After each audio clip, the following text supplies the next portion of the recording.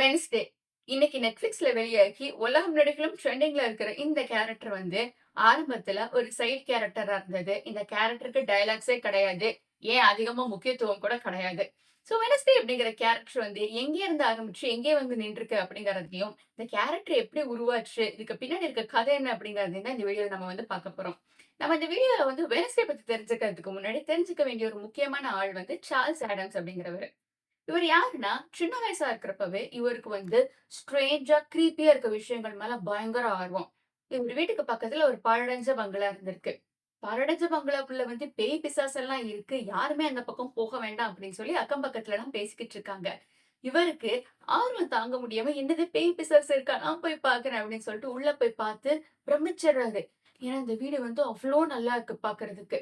வருங்காலத்துல இந்த வீட்ட நம்ம ஏதாவது ஒரு இடத்துலயாவது யூஸ் பண்ணி ஆகணும் அப்படின்னு சொல்லி சின்ன வயசுல இவர் முடிவு பண்ணிக்கிறாரு.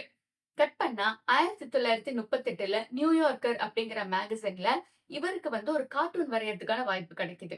அந்த கார்ட்டூன் அப்படிங்கிறது எப்படின்னா, ஒரு சிங்கிள் பேனல் கார்ட்டூன். ஒரே ஒரு டப்பா தான் இருக்கும். அந்த டப்பாக்கு மேல டயலாக் எழுதிக்கலாம், கீழ டயலாக் எழுதிக்கலாம், ஊடால கூட கொஞ்சம் எழுதிக்கலாம். ஆனா, உள்ள வந்து படம் இருக்கணும். அந்த படம் தான் வந்து மெஜாரிட்டி மெயின் கதைய சொல்லணும். அப்பதான் இவர் வந்து யோசிச்சு ஆடம்ஸ் ஃபேமிலி அப்படிங்கிற ஒரு குடும்பத்த வந்து கொண்டுட்டு வர்றாரு. இந்த குடும்பத்துல யாரெல்லாம் இருக்காங்கன்னு பாத்துக்கிட்டீங்கன்னா, அப்பா, அம்மா, 2 குழந்தைங்க. இவங்க தான் ஆரம்பத்துல இருந்திருக்காங்க. இந்த குடும்பம் வந்து ரொம்ப ஹார்ம்லெஸ்ஸான குடும்பம். ஒருத்தருக்கு ஒருத்தர் பயங்கர சப்போர்ட்டிவா இருப்பாங்க. எல்லா வகைகள்லயும் ஒரு சாதாரணமான குடும்பம் மாதிரி தான்.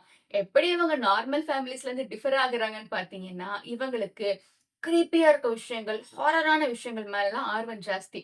இன்ஃபாக்ட் ஆரம்ப காலத்துல வந்த கார்ட்டூன்ஸ்ல ஒரு கார்ட்டூன்ல வந்து இந்த குடும்பம் மொத்தமுமே வந்து மேல நின்னுட்டு இருப்பாங்க. கொதிக்கிற எண்ணெய கையில வச்சு நின்னுட்டு இருப்பாங்க. கீழ வந்து கிறிஸ்துமஸ் கேரோல் பாடுறதுக்காக வந்திருப்பாங்க.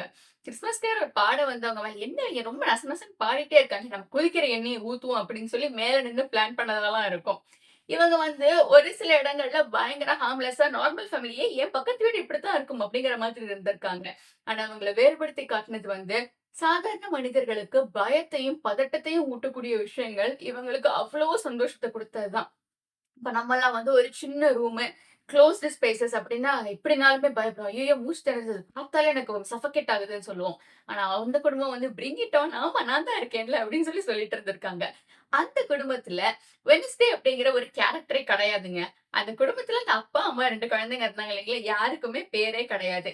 இந்த 2 குழந்தைங்கள்ல ஒரு குழந்தை ரெட்டை ஜடை போட்டிருக்கும். ஒரு மாரி ஃபிளாட் ஃபேஸ்டா இருக்கும். இதுதான் வந்து வெட்னஸ்டே உடைய ஆரம்ப காலம். ஸ்டார்ட்டிங்ல வெட்னஸ்டேவா வர்றதுக்கு முன்னாடி இருந்த காலகட்டம். கொஞ்ச காலம் கழிச்சு ஒரு டாய் மேனுஃபேக்சரிங் கம்பெனி வந்து இந்த ஆடம்ஸ் ஃபேமிலிய வச்சு பொம்மைகள் உருவாக்கணும் அப்படின்னு நினைக்கிறாங்க. அந்த டயத்துல எங்க பொம்மை எல்லாம் உருவாக்கிட்டேன் நானு. எனக்கு பொம்மைக்கு நான் என்ன பேர் வைக்க அப்படின்னு சொல்லி கேட்கிறப்ப, இவங்க பேர் யோசிக்க ஆரம்பிக்கிறாங்க அப்பதான். இந்த பேர்கள் எல்லாமே வந்து சார்ல்ஸ் ஆடம்ஸ் அவர்கள் சஜெஸ்ட் பண்ண பேர்கள் தான். சரி அப்படின்னு சொல்லிட்டு ஒருத்தருக்கும் பேர் வைக்கிறாங்க. அந்த அப்பாக்கு, அம்மாக்கு எல்லாம் பேர் வைக்கிறாங்க. அந்த குழந்தைக்கு பேர் வைக்கிறப்ப என்ன வைக்கலாம் அப்படின்னு யோசிச்சப்ப, ஒரு ஃபேமஸான ரைம்ஸ் இருந்திருக்குங்க அந்த காலத்துல. இப்ப வரைக்கும் கூட அது பாப்புலர் தான். மண்டேஸ் சைல்டு வந்து ஃபேஸ் ஃபேரா இருக்கும். ஒரு ஃபேர் ஃபேஸ் அப்படிங்கிற மாரி வரும். Tuesday's child full of grace. சரி வெட்னஸ்டே சைல்டு அப்படின்னு பார்க்கிறப்ப, Wednesday's child is full of woe அப்படின்னு இருக்கும். WOE. வோ அப்படின்னா ஒரு எக்ஸ்ட்ரீம் டிஸ்ட்ரெஸ் ஒரு எக்ஸ்ட்ரீம் சாரோன்னு அர்த்தம். இந்த கேரக்டர் வந்து ரொம்ப ஒரு மாதிரி யோசிச்சுக்கிட்டே, ரொம்ப ஒரு மாரி தனக்கு தானே ஒரு உலகத்த அமைச்சுக்கிட்டு, அந்த உலகத்துல அது வாழும். அந்த பொம்மைக்கு வெட்னஸ்டே அப்படின்னு பேர் வைக்கலான்னு அந்த இடத்துல தாங்க சஜெஸ்ட் ஆகுது. இப்படிதான் வெட்னஸ்டேக்கு வந்து பேர் கிடைச்சிருக்கு. அந்த கார்ட்டூன் பேனல் இருந்திருக்கு இல்லைங்களா? அவர் பண்ணது. அந்த கார்ட்டூன் பேனல் வந்து ரொம்ப வருஷம் ஓடிருக்கு. கிட்டத்தட்ட 150க்கும் மேற்பட்ட கார்ட்டூன் பேனல்ஸ வந்து அவர் அந்த இடத்துல டிசைன் பண்ணிட்டே இருந்திருக்காரு. அதோடைய கதைகள் எல்லாமே தான் வருங்காலத்துல வரப்போற இந்த வெட்னஸ்டே அப்படிங்கிறதுக்கு அடிப்படையா இருக்கும். சில சில விஷயங்கள் அந்த கார்ட்டூன்ஸ்ல இருந்து தாங்க அவங்க வித்ட்ரா பண்ணி எடுத்திருப்பாங்க. கார்ட்டூன்ல வந்து மக்கள் இப்படி திருப்பி பார்க்கிறப்ப, இப்ப வந்து நமக்கு அந்த 3 செகண்ட் ஹூக், ஸ்க்ரோலிங் டைம் அந்த மாரி விஷயங்கள்லாம் இருக்கு. பேப்பர்ல பாக்குறப்ப, நம்ம பாட்டுக்கு பக்கம் பக்கமா பத்தி பத்தியா எழுதுனாலாம் யாரும் பார்க்க மாட்டாங்க. ஒரே ஒரு கார்ட்டூன். அத பார்த்தா சிரிக்கிற மாரி இருக்கணும். அவ்வளவுதான். அதோடைய அடிப்படையில வந்து நெறைய நெறைய விஷயங்கள் இருந்திருக்கு. ஒரு முழு ஸ்டோரியா சொல்ல முடியாம, சின்ன சின்ன பார்ட்ஸா சொல்லிட்டு இருந்திருக்காங்க. நான் கொஞ்ச நேரம் முன்னாடி சொன்னேன் இல்லைங்களா? அந்த கிறிஸ்துமஸ் கேரோலர்ஸ் மேல கொதிக்க கொதிக்க எண்ணெய ஊத்துறது அப்படின்னு சொல்லிட்டு. அந்த மாதிரியான விஷயங்கள் அவங்க எப்படி எப்படிலாம் யோசிப்பாங்க அப்படிங்கறத அடிப்படையா வச்சு இந்த கதைகள வந்து கொண்டுட்டு வந்திருக்காங்க. அடுத்ததா வந்து இத சீரிஸா வந்து கொண்டு வந்திருக்காங்க. அது வந்து சீரிஸா இல்லாம ஒரு சிட்காம் மாதிரி இருந்திருக்குங்க. அந்த சிட்காம் 2 சீசன்ஸ்க்கு ஓடிருக்கு. அது பயங்கரமா பிரபலப்படுத்தியிருக்கு வெட்னஸ்டேவ. வெட்னஸ்டே கேரக்டர் பண்ண ஒரு சின்ன பொண்ணு வந்து நார்மலா எல்லா குழந்தைங்க மாரியும் தான் இருந்திருக்காங்க.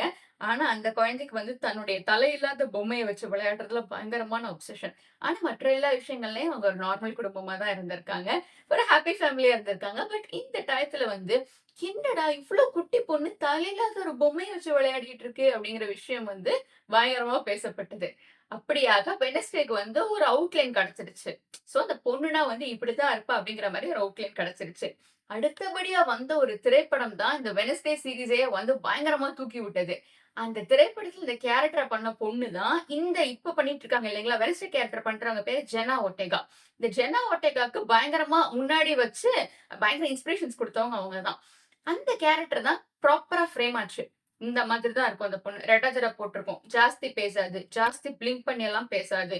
எல்லார் கூடயும் வந்து எமோஷனலாலாம் எந்த பாண்டும் வச்சுக்காது. தன்ன கிட்ட யாரையுமே வந்து நெருங்க விடாது அப்படிங்கிற மாதிரியான அந்த ஃப்ரேம் ஒர்க் வந்து அந்த கேரக்டர் போட்டு குடுத்தது தான்.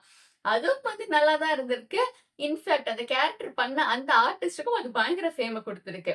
அடுத்தபடியா ஒரு 2 விஷயங்கள் பண்ணியிருக்காங்க. ஒரு மியூசிக்கல் வீடியோ பண்ணியிருக்காங்க. அந்த மியூசிக்கல் வீடியோ எப்படின்னா, இந்த வெட்னஸ்டே வந்து ஒரு டீனேஜரா இருந்து ஒருத்தர லவ் பண்றாங்க.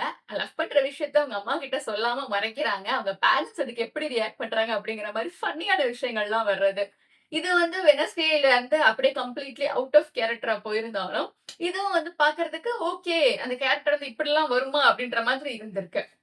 அடுத்தபடியா மற்றுமொரு படமும் பண்ணியிருக்காங்க. இதெல்லாமே வந்து லேட் 90ஸ்லயும் 2021 வரைக்கும் அப்பப்ப பண்ணிட்டு இருந்திருக்காங்க.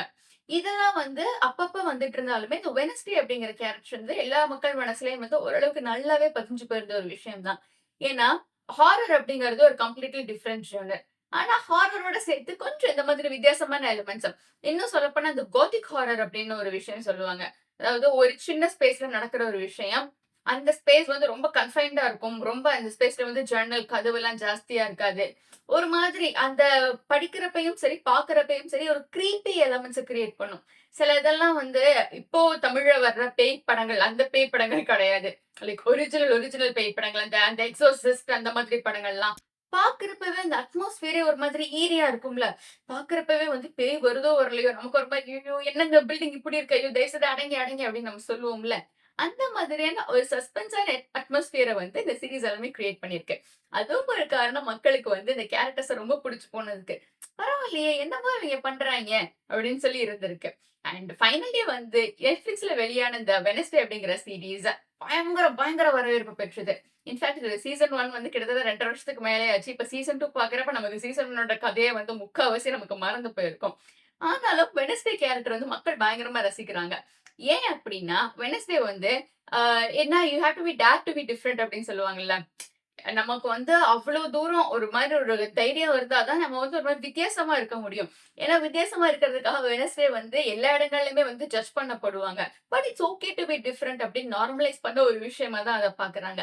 ஏன்னா வெட்னஸ்டே வந்து அவங்களுக்கு வந்து அவங்க உலகம். இப்பதான் வந்து அவங்களுக்கு அந்த குளோஸ் ஃப்ரெண்ட் அதெல்லாம் இப்பதான் கொஞ்சம் கொஞ்சமா அவங்களுக்கு அந்த பாண்டிங் வர ஆரம்பிச்சிருக்கு. அப்படியே அந்த பொண்ணுக்கு அந்த பாண்டிங் இருந்தாலுமே வந்து, அது வெளிக்காட்ட தெரியாது. அது ஒரு மாதிரி ஒரு வித்தியாசமான கேரக்டர். ஏன்னா வந்து இப்போ ஒரு மெயின் கேரக்டர வந்து லைட்டா நெகட்டிவ் எலிமெண்ட்ஸோ, இல்ல லைட்டா ஒரு மாரி வேற எலிமெண்ட்ஸோ வைக்கிறப்ப, ஆடியன்ஸ் அது கூட வந்து கனெக்ட் ஆகணும். இல்லன்னா ஆடியன்ஸ் அது கூட சிம்பத்தைஸ் பண்ணிக்க முடியணும். இப்போ உதாரணமா வந்து ஜோக்கர் மாதிரி. இல்ல அப்படின்னா வந்து அது வொர்க் ஆகாது ஆக்சுவலி. இல்லன்னா வந்து மற்றும் ஒரு டெரர் வில்லனா அவங்க வந்து இருந்துட்டு போயிருவாங்க.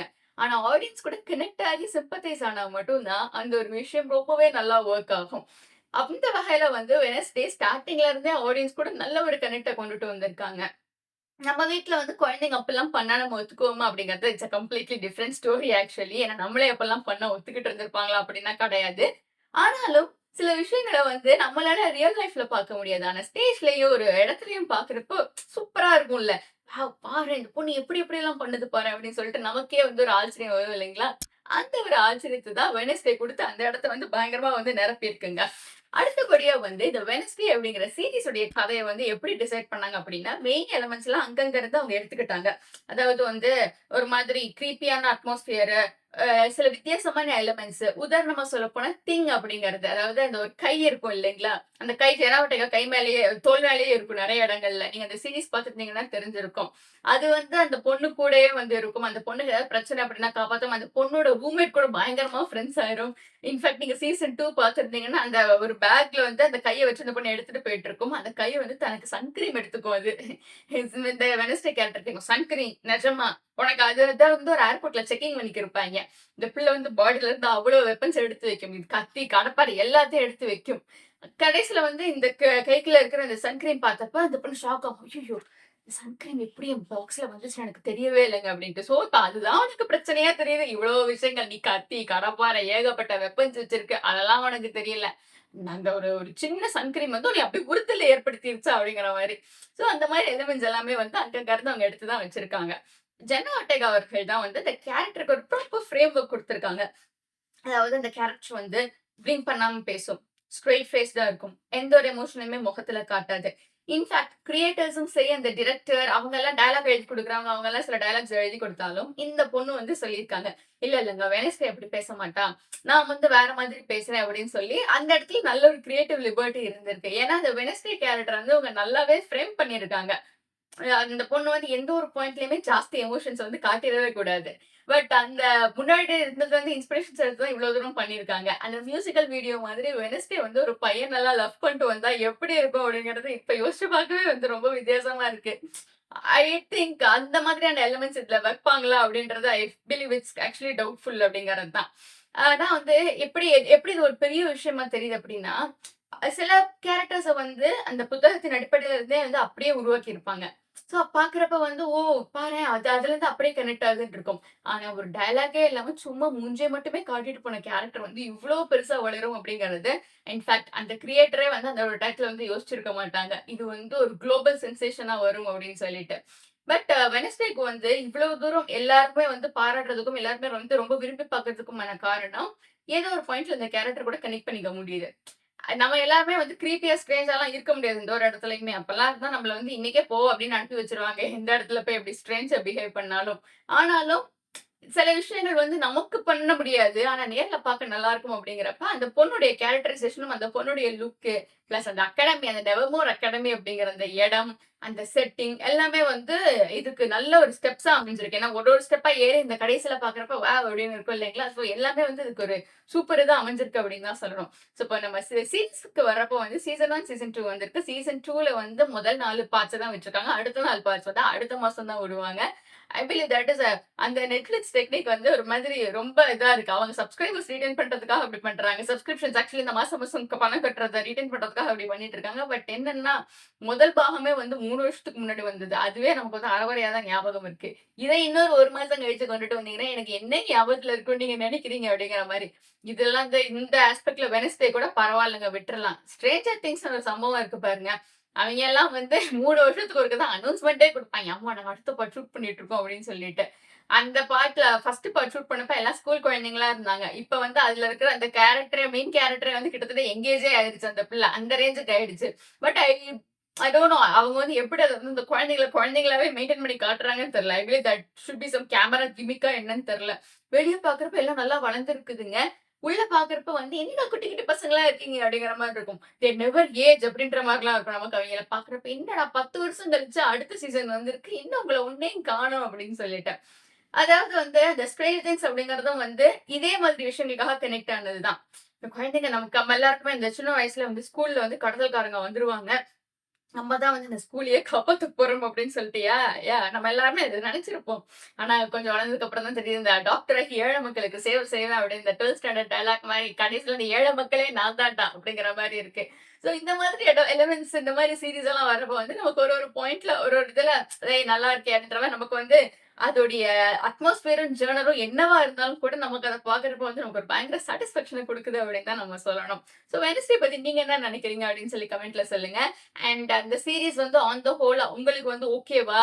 And what do you like the most about Wednesday? And எனக்கு வந்து வெட்னஸ்டே அந்த பொண்ணு கூட ஃபார்ம் பண்ற அந்த ஃப்ரெண்ட்ஷிப் அதாவது தன்னோட ஒரு ரூம்மேட்டா கூட அந்த பிள்ளைய நான் ஏத்துக்க மாட்டேன்னு சொன்னதுல இருந்து, இப்போ சீசன் 2ல வந்து அந்த பிள்ளை உசுருக்கு ஆபத்தா? ஐய்யய்யோ! அப்படியா? அப்படின்னு பதர்ற வரைக்கும் she has come a very long way actually. வெளிய வந்து வெளிப்படையா அத காட்டுவாங்களான்னு எனக்கு தெரியல. Because that would go completely out of character. அந்த பிள்ளைய பாராட்ட என்னமோ வச்சாலுமே வந்து, "இந்த பாருங்க என் பின்னாடிலாம் வந்தீங்கன்னா, நான் lead you to the top of the cliff. மலை உச்சிக்கு கொண்டு போயிட்டு நான் நகர்ந்து போயிருவேன். நீங்கலாம் கீழ தான் போய் விழுவீங்க." ஒரு டைட்டிலர் கேரக்டர் வந்து அப்படி தன்னைத்தானே வந்தீங்கன்னா, டைட்டிலர் கேரக்டர்னா பயங்கர மோட்டிவேஷனலா பேசும். என் பின்னாடி வாங்க. நீங்கலாம் என்னைய நம்புங்க. நான் வந்து உங்கள ஒரு இடத்துல கொண்டு போய் நான் நிறுத்துறேன்." அப்படின்னேன். அது வந்து லிட்டரல் லைக் நான் உங்கள ஒரு இடத்துல கொண்டு போய் நிறுத்துறேன்டா அப்படிங்கிற மாதிரி தான். ஸோ எனக்கு வந்து அந்த ஃப்ரெண்ட்ஷிப் ரொம்ப பிடிச்சது. And Wednesday's growth from season 1 to season 2 is actually very amazing. கொஞ்சம் கொஞ்சமா அந்த பொண்ணு வந்து எமோட் பண்ண ட்ரை பண்ணிட்டு இருக்காங்க. தெரப்பி எல்லாம் போய் தெரபிஸ்ட்டே மிரட்டுன ஆளு நம்ம ஆளு. ஆனா சில விஷயங்கள்ல வந்து லைட்டா ஒரு மாரி எமோட் பண்ணி, ஓகே அந்த பொண்ணுக்கும் வந்து ஃபீலிங்ஸ் இருக்கு. அந்த பொண்ணும் வந்து அவங்களும் நார்மல் பீப்பிள் தான் அப்படிங்கிறத சொல்ற மாரியான விஷயங்கள் தான் எல்லாமே. So what do you like the most about வெட்னஸ்டேன்னு சொல்லுங்க. அண்ட் வெட்னஸ்டே வந்து இந்த மாரி ஒரு கார்ட்டூன்ல இருந்து வந்ததுன்னு உங்களுக்கு முன்னாடியே தெரியுமா? அப்படின்னும் கமெண்ட்ல சொல்லுங்க. அண்ட் சீசன் 2 அடுத்த பார்ட்டுக்கு வந்து என்னென்ன கதைகள்லாம் இருக்கும்னு நீங்க நினைக்கிறீங்க அப்படின்னும் சொல்லுங்க. And please do like, share, comment and subscribe to our channel for more such videos. And thanks for choosing to watch this video. Thank you.